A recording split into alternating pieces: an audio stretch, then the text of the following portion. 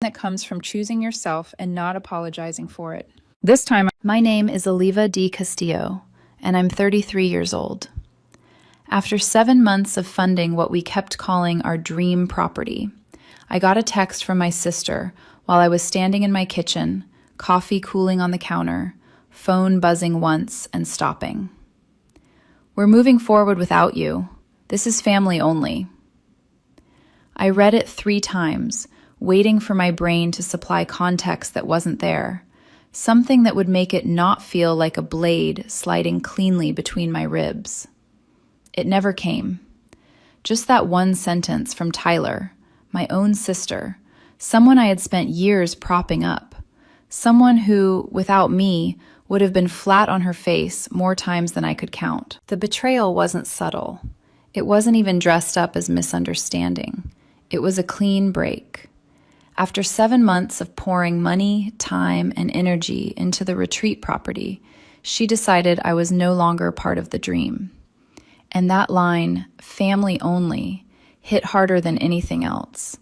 It felt like being thrown out of your own house while someone else stood in the doorway, telling you membership had rules you somehow didn't qualify for anymore. What made it worse was that I could still hear Tyler's voice in my head from the beginning, pitching the idea to me like it was sacred. A retreat center upstate, rustic cabins, creative workshops, guided hikes, a place for healing, she'd said. A legacy. Our legacy.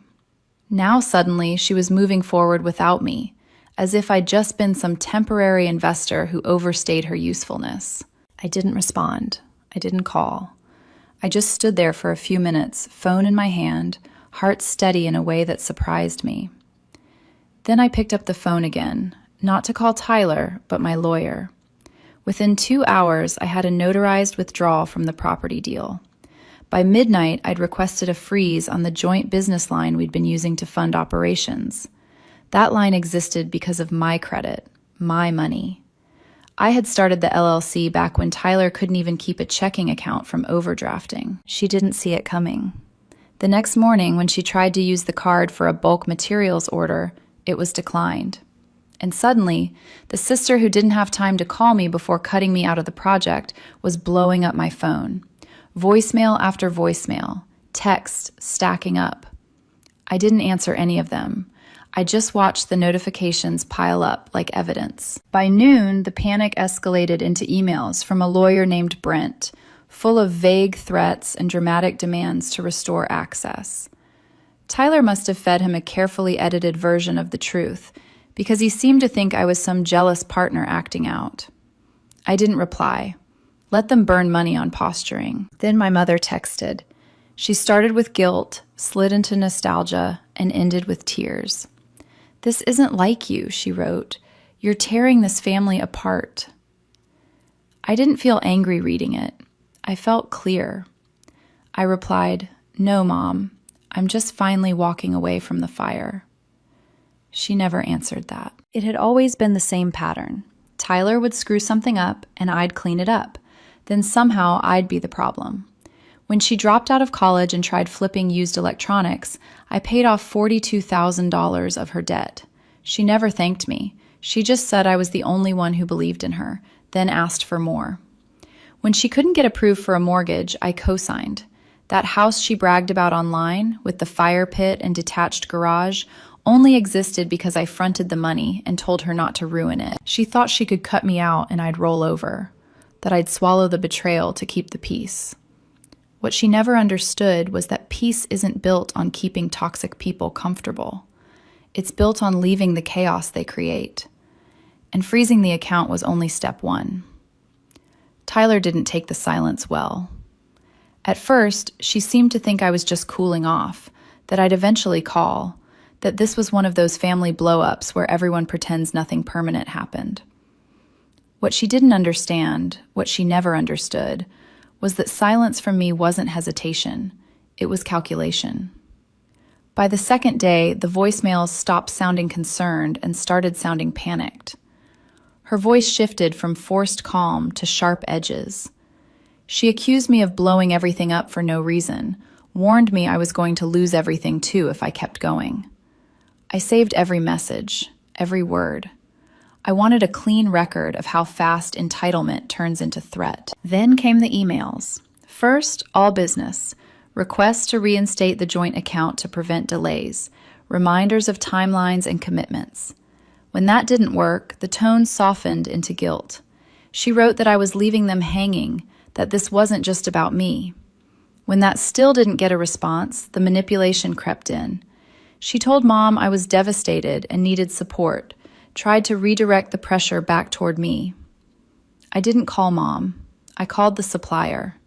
I told them I was no longer attached to the business, that Tyler was acting without authorization, and that they should be cautious about extending any further credit. They weren't surprised. She had already missed one payment and was asking for extensions. I removed my personal guarantee. That door slammed shut. The next morning, Tyler tried to place another large materials order. Her card declined again. That's when I got the message, just one line in all caps. What did you do? I didn't respond. I was busy taking back everything that had my name on it. The domain for the business belonged to me, the hosting account too, the SEO contract, the photography rights, even the booking software we'd integrated into the retreat website, all ran through accounts I created and paid for. I waited until she started promoting the summer opening before I pulled it offline. No warning, no announcement. The website went dark, replaced with a blank page that read, "Under legal dispute." Nothing else. Calls came in from mutual acquaintances who assumed I was pulling a stunt. One told me Tyler said I abandoned the project because I couldn't handle the pressure. I let him talk. Let all of them talk. The real pressure hadn't even started yet. That night, my mother showed up at my building. I watched through the kitchen window as she stood at the intercom, buzzing, calling my phone, then finally sliding a folded note into my mailbox. I didn't read it. I didn't need to. Somehow Tyler would be the one trying to make peace, and I'd be the one holding a grudge. That was always how the story got told. The truth was, I wasn't angry anymore. I was done cleaning up after someone who kept lighting fires and calling it ambition. I wasn't trying to destroy Tyler. I was just removing myself from the structure she built on my back. She still didn't get it. 2 days later, she tried to file for a business development grant using the old LLC credentials. Credentials that no longer existed because I'd formally deactivated the company. The application bounced. The agency flagged it for a mismatch in tax IDs and contacted the state. Within 24 hours, Tyler was locked out of her business insurance account and the merchant processor. Both required verification from registered owners. I was no longer one of them. She texted again, just one word this time. Seriously? I didn't reply. I didn't need to. The foundation was gone, and everything she built on top of it was starting to crack. By Friday, I could tell the panic had fully set in. Tyler had always been good at sounding composed, even when everything underneath her was collapsing. But the signs were there if you knew how to look. Misspelled texts, rapid-fire voicemails sent minutes apart, emails with subject lines like, "Let's talk this out," followed by, "You're taking this too far." I didn't answer any of it. I hadn't done anything reckless. I hadn't gone public. I hadn't dragged anyone online or aired our business in public spaces. All I had done was remove what I built, quietly, cleanly, legally. And now she was flailing. That afternoon, Tyler showed up at my office. I saw her through the security feed, standing in the lobby with her hands in her pockets, trying to look calm. My assistant buzzed me and said my sister was downstairs and said it was important. I told her to ask Tyler to leave. She did. Tyler waited exactly 6 minutes, pacing once, then walked out without a word. I didn't need to see her. I already knew what she wanted. That evening, an email came from a new lawyer, not Brent. This one had a polished letterhead and a longer signature, but the message was the same. They demanded I restore access to the business accounts, reverse the LLC closure, and hand over branding rights. They accused me of acting in bad faith and violating verbal agreements. My attorney replied with one sentence. Our client is under no legal or financial obligation to subsidize mismanagement and entitlement. That was it. The next day, Tyler escalated. She tried to push a zoning application through the city office for construction on the retreat land. She forged a document that made it look like I'd agreed to transfer development rights to her. What she didn't know was that the planning department still had my number listed as the primary contact. They called me directly.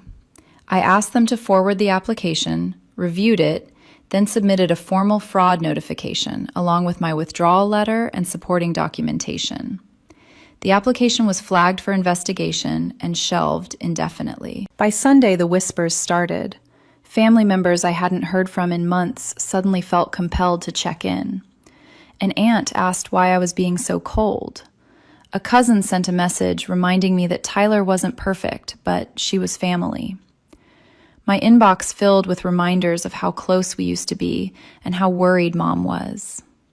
Then Amber called. She tried to sound neutral, but I could hear the concern underneath. She said Tyler wasn't in a good place, that she had too much tied up in this. She said we built something incredible together, and I shouldn't throw it away. That word again, we. There was never a we. There was me taking meetings, building projections, negotiating contracts, fronting cash. Tyler showed up for photos and posted inspirational quotes on our social media pages. That was the extent of her contribution. She never stayed up late fixing numbers that didn't add up, never risked her personal credit to keep things afloat. The retreat wasn't our legacy. It was mine. She was just attached to it for as long as it benefited her. What Tyler didn't know yet was that I'd already started something new. A better location, a cleaner plan, solo ownership. The LLC was filed. The first deposit on the land was paid. Construction teams were lined up. No announcements, no posts, just progress. While she scrambled to keep an illusion alive, I was already building something real. By the middle of the next week, Tyler stopped contacting me directly, not because she'd accepted anything, but because she finally understood I wasn't engaging. Silence on my end was making noise on hers. That's when she switched tactics. She stopped coming at me head on and tried to circle around me instead. It started with a visit to my father.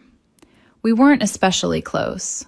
Divorced when I was young, lived a few towns over, remarried, kept his distance. Tyler figured he could win him over, spin the story about how I was tearing the family apart and destroying everything we worked for together. What she didn't know was that my father didn't owe her loyalty. He pulled me aside once years ago and said Tyler always acted like the world owed her something. So when she showed up at his door with half-truths and wounded eyes, he told her something simple. If Olivia cut you off, you probably earned it. Tyler left 15 minutes later. Then something unexpected happened. I got a message from Julia, one of our former suppliers who ran a reclaimed wood shop we used early on. She said Tyler tried to place a large order under the old company name, promising I would clear the invoice. Julia declined and warned me because Tyler seemed desperate. That's when I realized she wasn't just spiraling. She was trying to rebuild the entire project without me, without money, and still using my name like a master key. A day later, I got a call from a man named Roman. He introduced himself as a private investor. Tyler had pitched him a lakeside retreat that was supposedly nearly complete. She dropped my name several times during the pitch. Roman said the deal felt off. Tyler was pushing urgency, glossing over details. He Googled me, then called. I asked him to forward the proposal. He did. I printed it and handed it straight to my lawyer.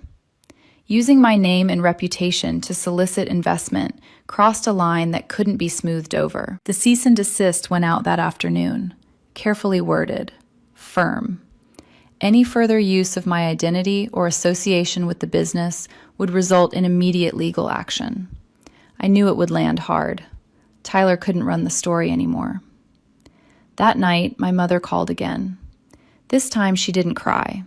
She just said Tyler was talking about selling the house, the one I helped her buy. She tried to refinance and couldn't qualify. Investors were backing out. The website was gone. The retreat had vanished. I asked my mother what she wanted me to do. She said I used to be Tyler's anchor. Now she was drifting. I didn't say that anchors only drag you down if you let them. A week later, Tyler went quiet. The dangerous kind of quiet. Then I got a message from Jason, an old contractor we'd stopped using after Tyler pushed him out. Tyler offered him a cut of a new build, claimed I was still involved. Jason thought it sounded shady and warned me. I forwarded it to my lawyer. The enforcement notice was updated. That same afternoon, Tyler went live on social media. Standing on the porch of the unfinished retreat house, talking vaguely about betrayal and people who don't want to see you succeed. She never said my name, but the comments did. She looked exhausted, rambling, holding on to an image that no longer existed. 2 days earlier, I'd quietly contacted the county and flagged the property for abandoned construction. No valid permits, no inspections. They posted a stop work order, a red sign nailed to the gate. Someone sent me a photo. That was the moment I knew she'd run out of exits. 3 nights after the stop work order went up, my mother showed up again. It was just after 9, dark outside, quiet in that way that makes everything feel heavier. She buzzed the intercom once, then again. I didn't answer. 5 minutes later, she left a voicemail. Her voice was tired, not angry, not pleading, just resigned. She said Tyler was selling the house. I already knew. A friend in real estate had messaged me that morning. The listing went up low and urgent, the kind that tells everyone exactly what's happening without saying it out loud. My mother ended the message with, "You have to at least talk to her. You're both my daughters." I listened once. Then I blocked her number. It wasn't impulsive. It wasn't revenge. It was clarity. Every time Tyler crossed a line, my mother handed her a ladder and told her to climb. The house sold fast, undervalued, a fire sale. Tyler never posted about it directly, just a single story with the word "onward" over a photo of her belongings stacked in a storage unit. People flooded the comments with sympathy, telling her to stay strong, as if everything that happened was just bad luck. She never said my name, but I could see the pattern. She was rewriting the story again, framing herself as the one rebuilding after betrayal, not the one who burned through trust and resources until there was nothing left. I got one last email from a lawyer I'd never heard of. The tone was different, not aggressive, almost meek. Buried in the legal language was a suggestion that we return to negotiations and consider an equitable solution. There was nothing left to negotiate, no property, no business, no shared future. My lawyer didn't respond. Neither did I. That night, I scrolled through my blocked list and finished what I'd been avoiding. Tyler was already there. My mother, an aunt, 2 cousins. Sharon, who kept calling to tell me I'd made my point and should come home, wherever she thought that was. 6 names, 6 exits. It didn't feel dramatic. It felt overdue. For the first time in months, my phone was quiet. I slept better than I had in years. A few weeks later, the builder at my new property called. The second cabin was ahead of schedule. The trails were cut, the deck overlooking the water was finished. They'd installed the wood-burning stove I'd wanted from the beginning. I drove up 2 days later. The air was cold and still. The lake looked like glass. And for the first time, my name was the only one on the deed. No drama, no interference, no one siphoning energy and resources while calling it partnership. Just me standing on land I owned, on something I built without apology. I didn't feel triumphant. I didn't feel like I'd won. I felt done. Tyler was still out there somewhere. Last I heard, she was renting a 1-bedroom in a city she used to mock, trying to sell refurbished patio furniture online, talking about turning pain into purpose. A few people liked the videos. A few commented. I didn't watch them. I don't hate her. I just don't know her anymore. The retreat booked out for the season. 3 cabins, a main lodge, a small team I chose carefully. People who show up, do the work, and don't take more than they give. I didn't build it to prove anything. I built it because I finally had space to create without constantly managing someone else's damage. A month later, a letter showed up at my business address. No return address, handwritten. I recognized the writing immediately. Tyler. I didn't open it. I burned it in the fire pit behind the main lodge as the sun went down. Not out of anger, not even out of spite, but out of peace. Some bridges aren't meant to be crossed again. They're meant to be left behind. I've been no contact for 6 months now. No slip-ups, no late-night curiosity. Just quiet. The kind of quiet that comes when you finally stop explaining yourself to people who never listened in the first place. Tyler had chances, so many of them. Every time she chose herself. That's not family. That's just someone using the word to keep a door open. The door is closed now, and it's going to stay that way. People assume that after everything ends, after the last message is blocked and the last bridge is burned, there's some kind of emotional aftershock. A moment where you regret it. A night where you wonder if you went too far. I waited for that. I expected guilt to creep in when the adrenaline wore off. It never did. What settled instead was something steadier, heavier, relief. The quiet didn't feel empty. It felt intentional. No more bracing myself every time my phone buzzed. No more decoding messages that pretended to be concern, but always bent toward control. No more family emergencies that were really just Tyler's latest mess wearing a new costume. For the first time in years, my days were mine, from beginning to end. Meetings ended without follow-up drama. Dinners stayed peaceful. Weekends didn't carry a sense of looming obligation. Every now and then, someone would try to test the boundary. A distant relative would just check in. An old family friend would ask if I'd heard from Tyler lately, their tone loaded with expectation. I learned to answer simply, no, and then I'd stop talking. Silence did more work than explanations ever had. People eventually got uncomfortable and changed the subject. That was new.